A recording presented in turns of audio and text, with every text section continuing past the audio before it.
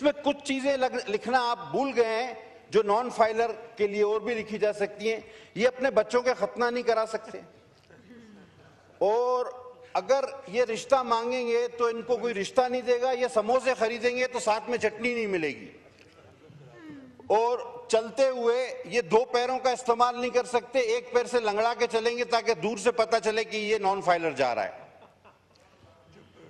तो सर ये तमाम चीजें जो है ये मैंने आइन के वो आर्टिकल भी बताए जिसके ये खिलाफ है। अब आगे चलें सर, ये 138 और 140 टैक्स की वसूली, अब ये टैक्स की वसूली कम और बत्तागिरी ज्यादा है सर। मेरे ख्याल में रिकॉर्ड टूटने वाला है आप लोगों का। ये कुछ मखसूस हालात में, जिस तरह हमारे साथ कराची में होता था, नोटिस दिए बगैर ही अकाउंट्स मंजमद और रकम निकाल लेगी एफबीआर, यानी नोटिस नहीं देगी, अकाउंट्स मंजमद कर देगी और रकम निकाल देगी। सर ये 104 आपका आर्टिकल है मुनसिफाना ट्रायल का कॉन्स्टिट्यूशन में, ये उसकी शदीद खिलाफ वर्जी है सर। ये कारोबारी अफराद को टोटल एफबीआर के रहमो करम पर करता है। सर ये एफबीआर को क्या आप कोई जल्लाद बनाने जा रहे हैं? नैब से तो चले ये भी बात हो चुकी, मैं रिपीट नहीं करूंगा। मतलब मुझे समझ में नहीं आ रहा कि ये हुकूमत को किसने मशवरा दिया है। मुझे यकीन है कि इस हुकूमत में इतने काबिल लोग हैं, मेरे बड़े भाई तारड़ साहब की तरह, कि वो ये नहीं कर सकते थे। ये बाबुओं ने कुछ इनको लिख के दिया और उन्होंने पढ़े बगैर ही हमारे सामने इसको रख दिया है। अगर ये इसको पढ़ते तो मैं नहीं समझता कि वो ये बातें यहां लाते। अब सर इनलैंड रेवेन्यू ऑफिसर की तैनाती को दे दें, ये 175 सी है सर, इनका 175 सी।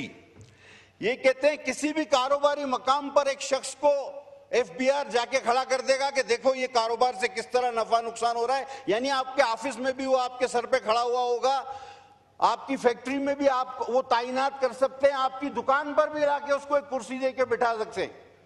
वो सर इसमें अच्छा हुआ ये नहीं लिख दिया इन्होंने कि बेडरूम में वो देखे कि राइट साइड पे इसको सोना है या लेफ्ट साइड पे सोना है, वो भी ये फैसला करे ये आदमी। ये अच्छा हुआ ये इनसे रह गया। सर ये इस किस्म के इकदामात में एक एक करके आपको बता रहा हूं।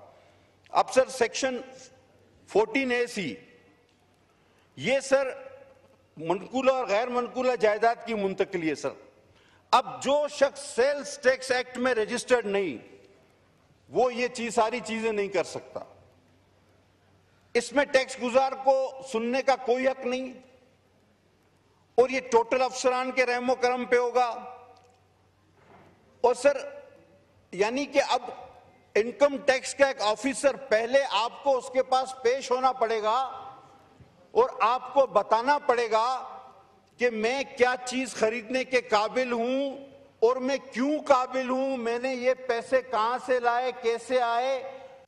और अब मैं सर खरीद ले तो उसके बाद तो टैक्स वो हमेशा देता ही है, लेकिन अब पहले आपको बताना होगा कि मैं फलां चीज खरीदना चाहता हूं। अब वो उस पर मुनस्सर है, वो कहे कि भाई तुम नहीं खरीदो।